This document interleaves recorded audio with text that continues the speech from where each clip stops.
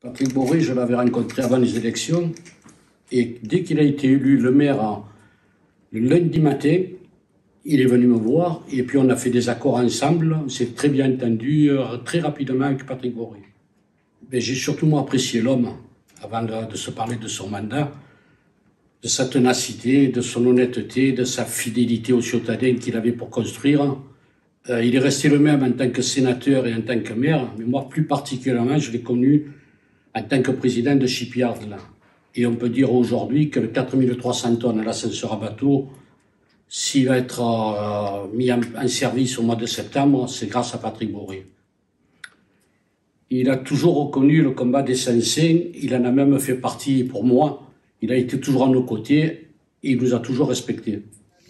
Un jour, on se voit pour un bal à la salle des fêtes de la Ciotat.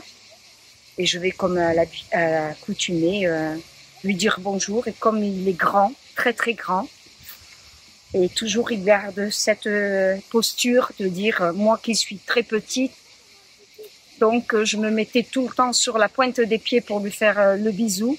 Et il me dit monte sur la chaise. J'ai dit ben pourquoi pas. Il me dit non, déconne pas, c'est pas le lieu. J'ai dit tu me l'as dit, je vais le faire. J'ai pris la chaise, me suis mise, je suis montée sur la chaise et je lui ai fait le bisou.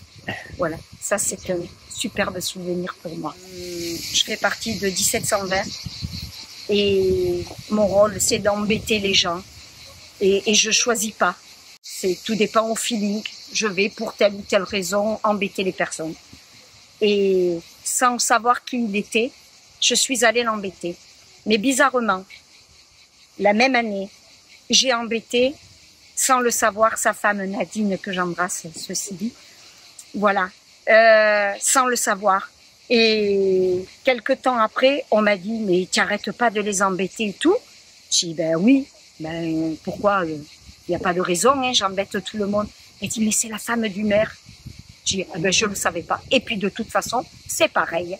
Et on est devenus potes sans se fréquenter, mais on s'ignore pas quand on se voit ou quoi. Voilà, c'est un gros clin d'œil. Ça fait des années qu'on se connaît sur ces fêtes.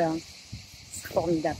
Alors, la petite anecdote de Patrick Boré qui m'a toujours amusé, parce que vu sa corpulence, c'est que jeune, il m'a toujours raconté, il me disait, Guy, jeune, c'était ou le rugby ou la danse. Et j'ai choisi le rugby et toi, tu es dans la danse. Alors je dis, ouais, effectivement, moi, j'ai pas le corps du rugbyman. Et toi, tu n'as pas le corps du danseur. Donc ça tombait bien, ça se synchronisait à merveille. Alors, j'appelle pas monsieur le maire, je vais toujours appeler Patrick. J'ai un souvenir qui est vraiment très touchant. C'est un homme de parole et de cœur. En 2008, je me trouvais sur le festival d'art contemporain où j'étais artiste. Et par l'intermédiaire de Jean Lutissier qui venait de passer adjoint à la culture, il est venu me rencontrer sur le festival pour me dire Patrick Boré souhaite que tu t'installes sur la ville. Est-ce que tu as un projet avec nous à proposer pour Marseille-Provence 2013? Effectivement, j'ai eu ce projet, la ville comme espace à danser, et qui entame sa 10e année.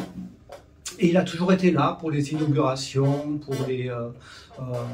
C'était un moment de rendez-vous important et un moment de rendez-vous culturel parce que je pense qu'il était très axé aussi sur la culture. D'ailleurs, la preuve, hein, le théâtre de la Chaudronnerie, le nouveau conservatoire et tout ça. Et chaque fois, moi, ce que j'ai envie de dire, c'est chaque fois que je passe dans des lieux culturels que j'inaugure, hein, puisque souvent c'est mes créations, c'est dans des nouveaux lieux comme ça, il y a la présence de Patrick.